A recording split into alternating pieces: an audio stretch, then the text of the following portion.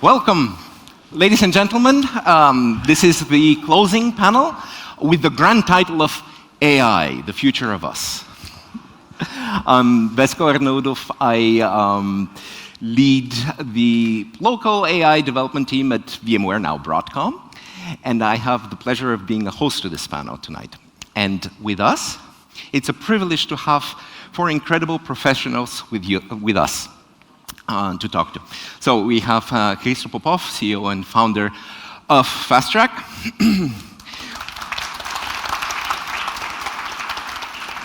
Please welcome also Svetoslav Spasov, Executive Director, KPMG Networks. We have, of course, Borislav Slavov, composer and art musical director, Larian Studios. And you probably already know Hamza Mudassir, who had a lovely lecture earlier, but also the founder of Strategize.inc. So, all right. Here's how we're going to play tonight. Let's start off with a short take, maybe one or two sentences. I want to set each of you to give me the lens through which we'll anchor this conversation for later. We'll try to get into maybe 2 or 3 topics. We'll try to solicit. I know that you have some questions.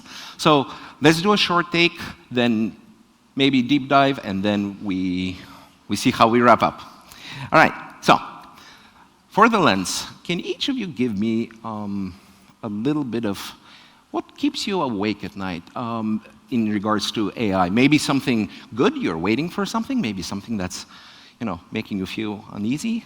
Borislav, you mind if we start with you? Good evening, everyone. Well, let me think for an instant. I suffer insomnia, and I tend to think about the moment when AI will give me the chance to feed in a private learning machine server all the music that I have composed and produced for the past 25 years. And then, on the following morning, I just wake up, press a button, and say, compose me something in my style of the early 2020, and within a few seconds, it generates 10 versions that I can present to my boss. All right. Christo, would you mind if you go next? Christo, would you mind? Okay. Yeah. I sleep well, irrespective of AI. Okay. But I have 3 beliefs. The first one is there will not be a single job that AI will not be able to replace. Number 2, we are not able to switch AI off. And number 3, I think it is stupid to believe we can predict what AI will do in the future. All right. That wouldn't, that would make me have insomnia like Bobby. All right, Hamza. So I'm generally an optimist. So I don't wake up in the night sort of thinking of the Terminator. Like that's not what gets me going. I think the stuff, it's mostly business stuff that keeps me sort of quizzical. So one of the things is this, that if you are in AI, if you are in the artificial intelligence business, you are invariably both a collaborator and a competitor with OpenAI. So every time bloody Sam Altman says something great is going to come up in 2 days' time, I'm like, Jesus, here we go again. So, because it means that I have to catch up. And so the optimist in me is hoping that Sam Altman will not lead us to catastrophe, or his kind won't lead us to catastrophe. That's my optimism. But I think in terms of day-to-day stress, it's usually whatever we are building, is it going to be obsolete tomorrow? And that's a real danger. All right. What about you, Svet? I look at it from 2 different perspectives. Professionally, I'm super hyped and excited, and personally, I'm a bit concerned. Why I'm so hyped professionally, I've never seen such a factor for growth. It's absolutely transformative technology, and being a technology consulting organization, now we are dealing with a lot of new demand, new type of services that clients are requesting, etc. And I do believe that we have a window of opportunity in the next few years to grow, all of us in the IT sector. And what keeps me up at night, personally, I know AI is going to be a dramatic change in terms of socioeconomic construct, and I have 2 little kids, and I have to think in perspective. So I'm wondering, how do I better prepare them for the life that is coming ahead for both of them? This is very good. I think we'll get to that. Now, the one thing I love about this panel is we have people here coming from the domain of art, we have leadership, we have enterprise, we have strategy, and also academia is your former background. So, this multi-domain thing, AI applies very differently, but I'm sure that there are misconceptions and nuances that most people, when they think about AI in your respective domains, for example, leadership, there is parts that are misunderstood about how this is going to affect it. Would you mind talking a little bit about what you feel, from your perspective, AI is misunderstood as you see it day to day? Christo, do you want to start? So the question is, what are the main misunderstandings about Yes. AI? Yeah, according to you. I think the main misunderstanding about AI is that you need IT teams to develop AI. I think the biggest game changer is now we are all IT people. Whatever jobs you do, you take decisions. Whatever jobs you do. If you're a taxi driver, you take decisions. If you're a surgeon, you take decisions. If you're a pilot, you take decisions. AI can facilitate decision-making process at any level just using LLMs, period. So this is the first misconception. We are all AI, and AI, we don't need to go to huge AI trainings. We need to know the decisions and the processes that impact our job, and we can implement and improve decision-making tomorrow. So this, for me, is the first misconception. And the second is, everybody I talk to, almost all professions, say, yeah, but not my job. AI will impact everything, but I'm a taxi driver, it's not going to happen. Or I'm a surgeon, it's not going to happen. Or we had this discussion, I'm an artist, it's not going to happen to me. So I think people have the wrong misconception that the speed of development of AI will leave an area that's only dedicated for the human. If the trajectory stays the same, I cannot foresee a single area where human can outperform AI. Even if we talk about sensitive stuff like emotions, empathy, it's at the end, it's all physics. And you guys know that we can decompose physics into numbers, emotions into numbers. It's facial expressions. Emotions are decomposable into numbers. If it is decomposable into numbers, AI will screw us up. We are creating something that is smarter than us. And we think, it's going to be 100 times smarter, it will know 100 times more, but I'm going to control it. Really? That's interesting, and normally I would throw the ball at Bobby, because what you said specifically about transforming emotions in numbers, and how do you see that? Well, I think that contrary to the popular belief, I don't believe that from artistic point of view, and specifically from music prediction point of view, that AI introduces danger. I am personally very excited about AI, and let me tell you briefly why. Now we are witnessing an incredible new technologies and companies that give us a chance to produce a brand new piece of music as an input from our few words from us. But what really makes me excited about AI is that finally I will be able to quickly explore new directions and new styles within few seconds. Because let me tell you something, from a music composition and prediction point of view, the most exciting, the most enjoyable part is the first 10 minutes. So when I compose a brand new piece of music, a brand new song, I feel excited, and I know that the ultimate test is, if I feel excited, this means that the audience out there is going to be excited as well, or at least a good part of it. Then the very tedious and slow process of producing this very piece of music starts.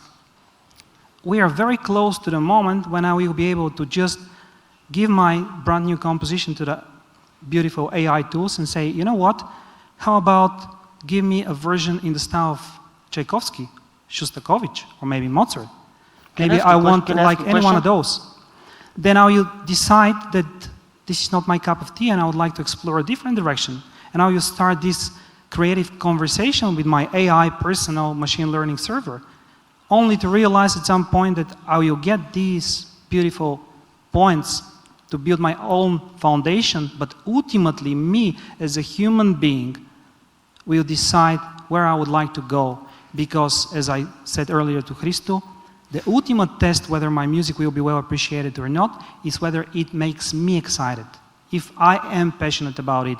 And I believe that, again, contrary to the popular belief, I do not believe that AI is danger for us. There will always be need and hunger for genuine human art. This is what I believe. Christo, you wanted to ask, and then I'll get to... I have a question. I understand that you listen to a piece of music and it excites you. So if I accumulate the last 50 pieces of music that have excited you, do you think I will be able to trace a pattern, something in common, that's something they have in common? Absolutely, yes. And this is the second part that I missed to tell you guys. So AI is very powerful when it comes to making derivative products. You know what I mean. We have plenty of good, beautiful pieces of music. Currently, we came to the point when I can just tell AI, I want a brand new album in the style of Bon Jovi, because I love Bon Jovi, but I'm very tired of all the other 25 albums that I've been listening for the 35 years. Within a minute, I will have a brand new album which will absolutely on par with all these beautiful greatest hits. This is totally the point, and I get your point. However, what AI cannot do, and I believe we will not be able to do, at least in the foreseeable future, they cannot innovate on behalf of ourselves. They cannot tell us if they cannot come up with something. They can invent something new. Don't get me wrong. This is, the silver line and the most important thing. They can invent a lot of new, never heard, never seen stuff, but they can not tell us whether we are going to appreciate those or not. They can only make a well-educated guess based on these huge database information servers. Ultimately, if the next Mozart comes and joins us on stage and presents the next beautiful genius symphony, never heard, never seen before, out of the known music theory, only you beautiful people will be able to say, yes, I love this, or no, this is not my cup of tea. But Bobby, yes, this is great, but I'm actually going to jump to Hamza, because you talked about getting rid of CEOs earlier today. Yeah, including myself. Would you agree? Would you agree that AI systems like that wouldn't be able to kind of, tell us what we'd like? Because I see a little bit of a clash. Or in any case, what do you think is misunderstood? Do you agree? I think AI does novel stuff. So we run labs, we run benchmarks, and the state-of-the-art models are coming up with new inventions all the time, including in our company. So I don't think that novelty is that novel anymore. I think on the two things about whether what is being misunderstood, I think the first thing which is misunderstood when people think of AI is this, that you can leave the hand of the steering wheel. You can't. If you're vibe coding, whatever you're building with it, if you think you can just say 2 lines and that's about it, you'll produce slop. And there will always be slop being produced. So I think that's the first thing, is that if you are good at your job, then you would want to manage your artificial intelligence assistant the way you would manage a junior in your team. You will double check their work, you will tell them the direction. So I think that's the first misunderstanding. Autopilot is not the way to go if you're looking for greatness. The second thing is the question. It's a philosophical question, that how do you manage something which is 100 times smarter than you? And the answer for that is, like, one of the godfathers of artificial intelligence is a Cambridge University professor. His name is Geoffrey Hinton, and he created a lot of, he created the transformer model that we now know. And he was asked the same question, and he gave a very good answer. He said, what happens in the natural world where something which is 100 times dumber is not hunted and consumed by something which is 100 times smarter? And the answer to that is parents. Babies are incredibly stupid and are incredibly able to die, like babies die like this, right? So one of the reasons that we have had low average age, say 200, 300 years ago, was not because people were not living long, it was so many babies were dying. So I think the answer to the question is a philosophical one. In our agents, we do have a couple of lines which they never expose to the user, but that line is, depending on the gender of the agent, is either paternal or maternal. And so far, so far they've not burned the house down, so we'll find out. Svetoslav, what's your take? I think the biggest misconception right now, and I absolutely share what my colleagues are saying here, is the fear that AI will start cutting jobs immediately. That's actually not supported by data. At the moment, even though investments have tripled in the last few years, it shows that 90+% of CEOs are planning to hire actually more people. So on one hand side, AI is going to reduce repetitive tasks in the near future, but it's going to enable non-tech professionals basically to use new technology, to build new solutions, to generate new businesses, and we already see new roles being established on the market that simply didn't exist a few years ago. So I think, yes, there is going to be a hyper-automation happening across all sectors of the industry, but I think there is going to be a huge amount of entirely new roles that simply didn't exist yesterday. And I think AI is going to be the democratizing technology that will allow non-tech professionals to actually build new solutions and start new companies. Super. You make a great point, which I wanted to actually piggyback on next, which is what breaks next? I mean, we've seen many pilots and proof of concepts of AI systems in AI. I see it with our customers. But to move from experiment to a larger to production, to enterprise, to deploy, to scale up, is a leap. So what do you think is the next barrier or jump that we'll have to do? Maybe we'll need additional tooling or a new mindset. I don't know. Do you mind, continuing?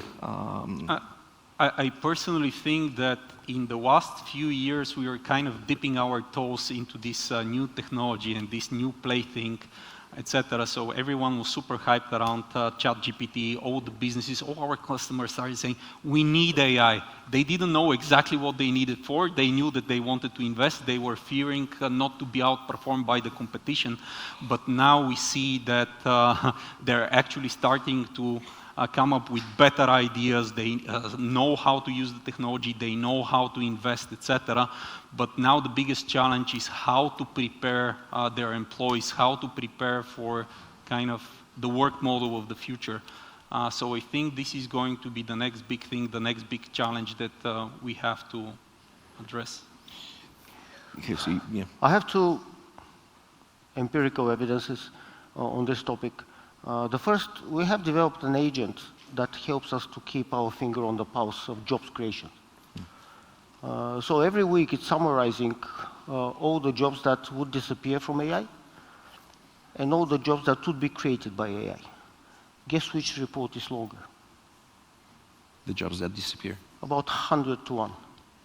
So this is one evidence. The second is over the last, I think, 12 months, we have helped maybe over 100 companies in different countries to implement AI. And we did a project to measure improvement of efficiency. Improvement of efficiency across the board is over 35%, which means I'm going to do the same job with 35% less people, or I can increase the business by 35%. Guess what is the decision they take? Let me reduce the staff. I can give an example. We work with the second biggest advertising group in Central America. They reduced their creative staff by 85% within 3 months, 0 loss of productivity. Now, you tell me how to reskill these copywriters. We have a company producing cosmetics in Italy, and they had 35% in their R&D team. With baby introduction of AI, now they have 7.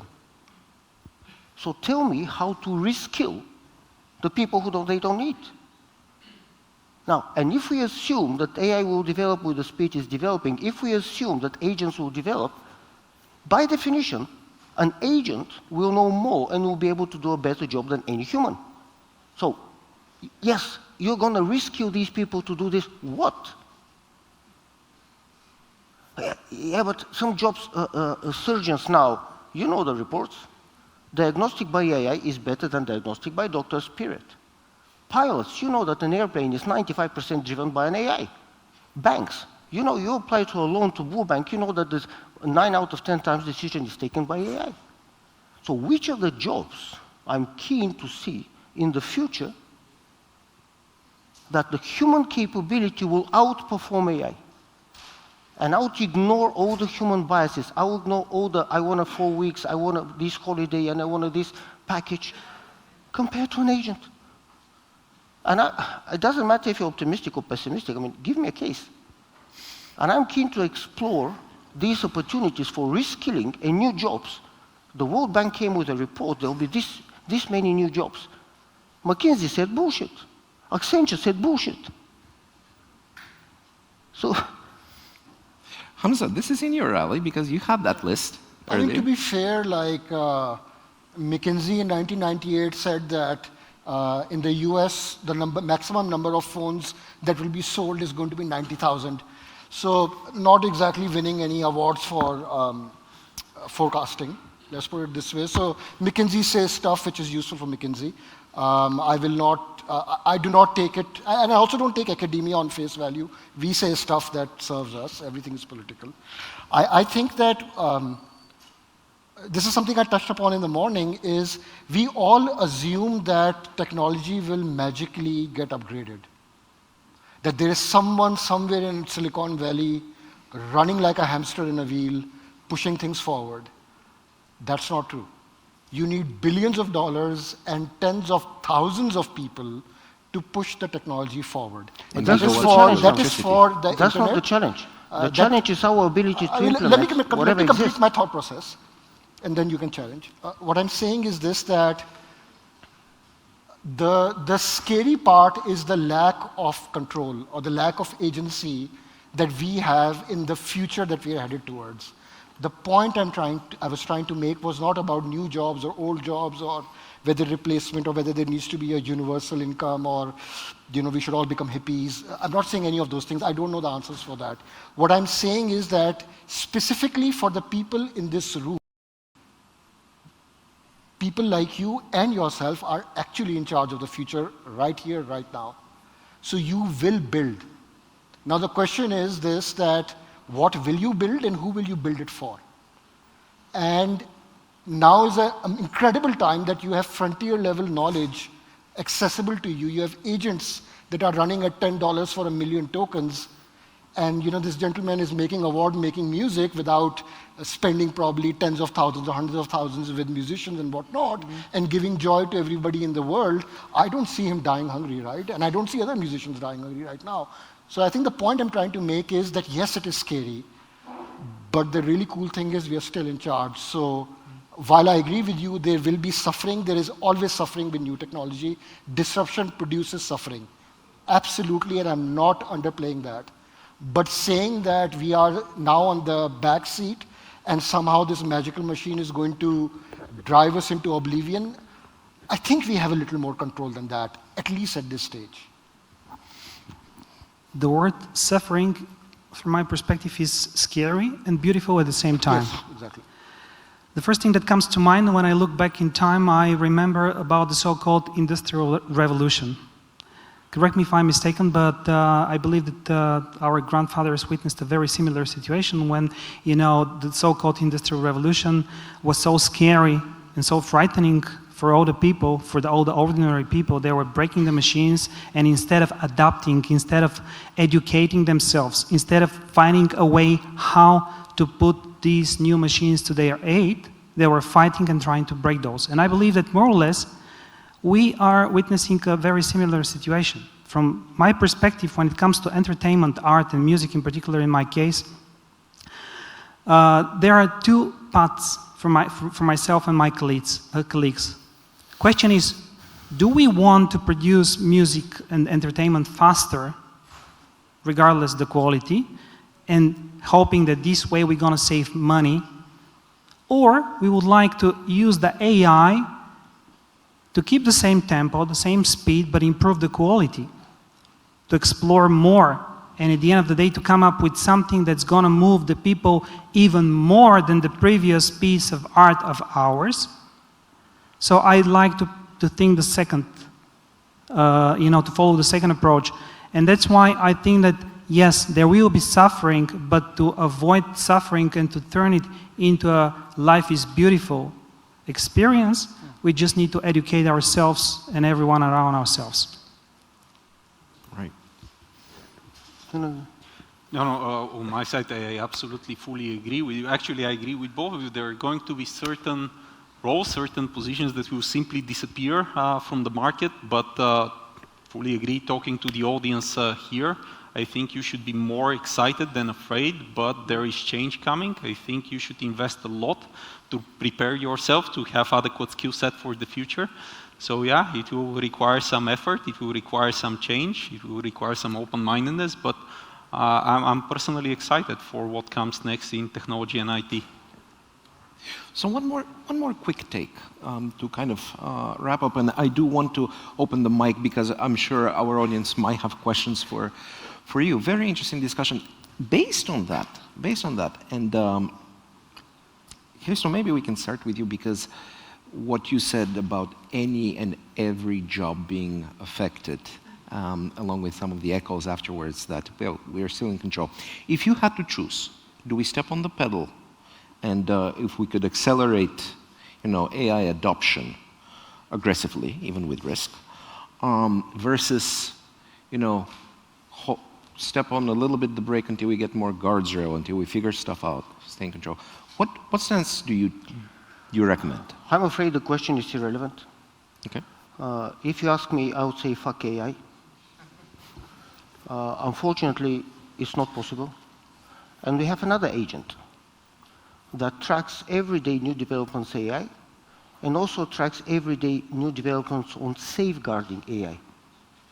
Guess how many award-winning discoveries we have on safeguarding AI? Yeah, unfortunately, I know the answer to that. Zero. So where the money goes? Into safeguarding AI or developing AI? Where the brain goes? Into safeguarding AI or developing AI? I mean, the genie is out of the bottle, and we should be stupid to fall in our nice human emotional patterns and impose our nice human emotional patterns on something that is not nice human and emotional. Right, Talking about jobs, what is a job? A job is you need to get some information, you need to elaborate the information and take a decision. Now, take some information, elaborate, and take a decision. Which of these three components a human will do better than an AI? Can you give me a job? Anyone? I'm really unsure what the position is. We can't put the genie back in the bottle, I guess, but... I think Europe has an obsession with regulation and safety, and that is a problem. I think generally it's a problem because what we are effectively doing is this, that we are putting a lot of handcuffs based on poor forecasting. So I think that's one. I think the second bit is that, again, so far, it almost appears that we are thinking of AI as an act of God, a force majeure. Someone has to train the machine, someone has to make the models. And the point I'm trying to make over here is this, that even within safety, if you go to Claude Sonnet 4.5 and you start talking about how much you hate your life, on the second or the third one, it will tell you to call a therapist. Believe me, it has told me several times, and I was not even complaining about my life. So I was complaining about other people in my life, to be fair. So the point being that, yes, safety is important. Absolutely, it's important, but again, we are still in that seat. And yes, there are situations and there are philosophical quandamus where you ask yourself, how do I shut off an AI? How do I press the button if the robot is running towards me to kill me? This was we had a billionaire tech guy come into one of my classes, and he said, my biggest fear is a robot will run towards me and I will not be able to press the switch fast enough. And I'm saying, yes, that is definitely true, but there are other ways in which the paternal example is a good example. We do know that it is extremely easy to mess around being a parent. And for some reason, for 8 billion people on the planet, we seem to be largely synchronized. Most of us are not shit parents because we are here now and our children will be here now. So we can't completely hand wave things away and say, this won't happen at scale. It is happening at scale. Yes, it's tricky, but I still think we are in control. See, interesting. I asked the same question to Jeffrey Hampton. We're doing a small project with him. And because did you ask the question? Jeffrey, the father of AI. And I asked him we have a father of AI in Cambridge as well. And I asked him, how... Too many fathers. How can we stop it? And he said something which shocked me. He said, can you switch off a virus? I don't understand this. I'm just quoting his feedback. He said, can you switch off a virus? That was his answer to, yes, we can switch it off. Because I thought, in my stupid mind, you unplug the bloody thing. I agree. I don't think you can. I don't think the answer is a switch. That's not the answer. We all have driver's license, I'm assuming. Why are you guys not running around running people over? It is because you have values. And then there are laws and there are consequences. I agree that a machine might not understand the consequences, but the people who are benefiting with money probably will. I love the dynamics here, but now, first, I want to hear from Bobby or Svetoslav if they have something to add, but I also want, maybe we'll have time for 1 or 2 questions. There is a mic somewhere in the audience. And here. While the mic gets. I don't know. Can you switch it on, please? Yeah. I think there's a gentleman there. Hello, can you hear me? Yep. I want to ask Christo. Well, dude, to me you sound like you're full of shit, to be honest. Sorry, I don't hear you well. To me, you sound like you... I don't know, I don't believe that you really believe what you're saying. If you believe that AI is going to replace everything, then what keeps you going? Why are you here? Why did you not train an AI model, for example, which is going to speak for yourself on this conference? We're trying. Oh, we invited him. So he invited him. Why did you decide to come here then? We're trying. And I didn't mention the word pessimism or suffering. We're trying. Of course. I just think there are things that are out of our control, and I fully agree with him. It's here. We have to make the best out of it. For how long, I don't have a fucking clue. But we're trying to make the best use out of it. And applying it in all these companies literally across the world, I couldn't come up with a single business case where AI cannot be applied today. Then what keeps you going? Sorry? What keeps you going then? I don't understand. What is your purpose? Like, if you believe that... I think we get very much into philosophical. Yeah. What is the purpose? Our job is to improve company efficiency. Mm-hmm. That's what we do. Yeah, that would make you worse than an AI. That knowing fully well that what you are doing is destroying people's lives, and you go like, well, that's what the boss told me. But how can you be critical about AI if the purpose of your life is to increase efficiency? But that isn't this what every CEO... bad purpose of life. Isn't this the job of every CEO? If you run a company, your top priority is to improve the company efficiency. But then why are you complaining about safety? Efficiency should come first. You know what is really efficient? Losing an arm but getting over a lot I want the art angle here as well. I want the art angle because I see the strategy and leadership tension here. But what about the domains of art? What about the domains of enterprise? I didn't want to say boring enterprise, but because... Would you like to go first? Or? It's an exciting enterprise. So my message to all the people here, we need to press the pedal. We need to be fast in adopting this new technology, and I would rather see us on the front line and leading the change than being left behind. So that's my message to you. Yeah. So personally, I'm very, very excited. I cannot hide it. I will start singing.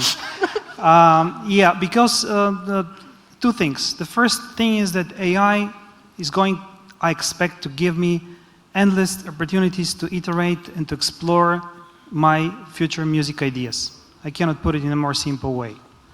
Very fast, very, huge, sky is the limit. I can explore anything, anywhere, anytime I like. And this makes me very excited because I was struggling being not classically trained myself. I've been always dependent in my career from many other people. And not that I will stop working with all my beautiful colleagues, but at least I will tremendously increase the process of exploration, first. And second, what makes me excited about AI and not endangered at all is that AI is going to push all my fellow creatives out of our zone of comfort. Because let's look into it. AI is data-driven. And if we would really like to stand out, if we would really to be ahead of everything else, at least for a tiny little bit, few days, few minutes if you like, we need to come up with something new. We need to express ourselves in a way that we haven't, it has never been done before. So this inevitably is going to push at least a tiny little bit of us out of our zone of comfort. And this inevitably is going to, lead to a new renaissance of art. This is what I truly believe. I don't know how big it's going to be. I don't know how many people it's going to affect. I don't know how many fellow colleagues of mine are going to be endangered. But as a result, when I draw the line, I can promise you guys, AI is not going to kill human art. All right. And with Can I that... ask you a question? Can I ask you a question? Yes, of course. We had a discussion before, and I asked you how many of composers you think will disappear from the face of the planet because of AI. What was the number you gave me? I believe I just answered. All those composers that are afraid to go out of their zone of comfort, they will disappear instantly because the AI will automate the process, and whatever they are able to produce is going to be produced within a click.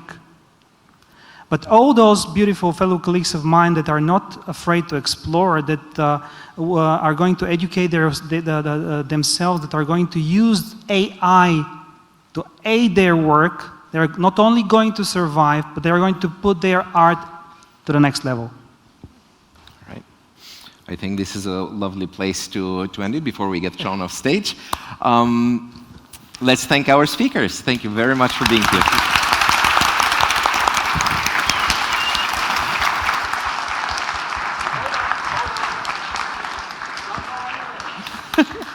No, we can go, but all of you don't go anywhere because there is an important announcement for closing.